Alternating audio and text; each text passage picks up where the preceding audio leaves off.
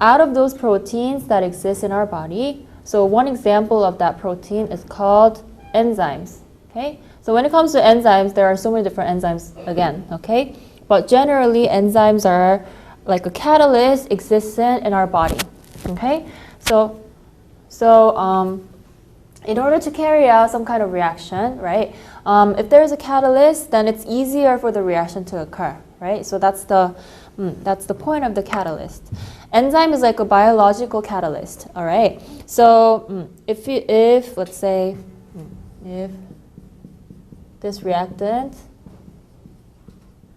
has to get changed to this product by itself, okay?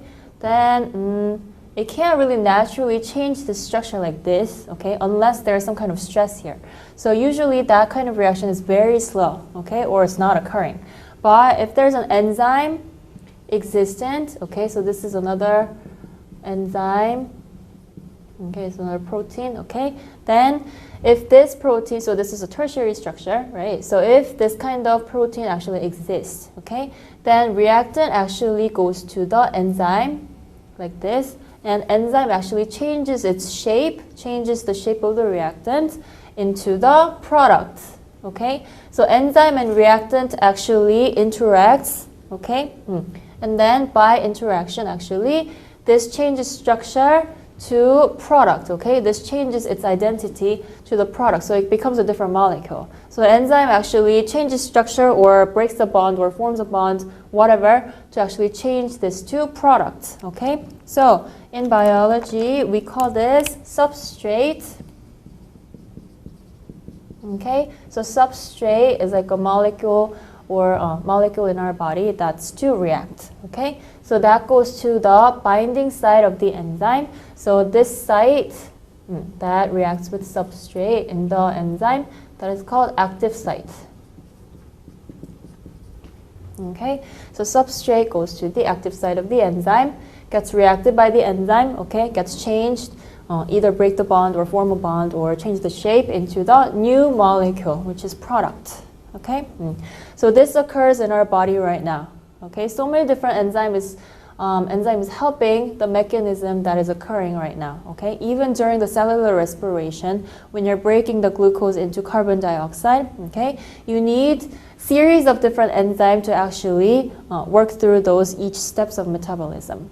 Okay, so for this kind of step, right, before they talked about lock and key model for the interaction between substrate and active site. So they once thought that it's like lock and key, meaning it has like a perfect shape for reactant to come in, okay, and it's like perfectly matched, and then it changes shape into product, okay.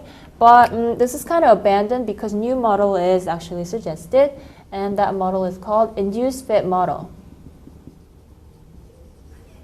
Okay, so rather than just like key going into the lock and it's like locked up, okay, induced fit model is like both enzyme and substrate actually changes shape, okay, as they react with each other, okay.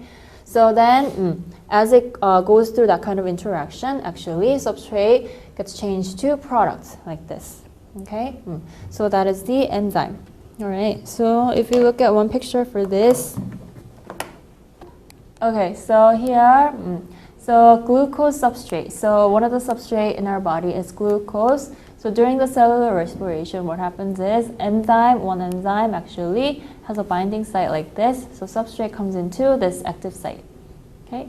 And then enzyme actually gets induced, okay? So enzyme actually changes shape a little bit, changing the substrate into the product that we need, okay? Also in here, so same model, so active site and then substrate comes in, okay? And then here it says enzyme changes shape slightly as substrate binds, right? So as it interacts with substrate, it changes shape and then it converts the substrate into different products like this, okay? All right, so on page 47, okay, so let's talk about properties of enzymes, okay?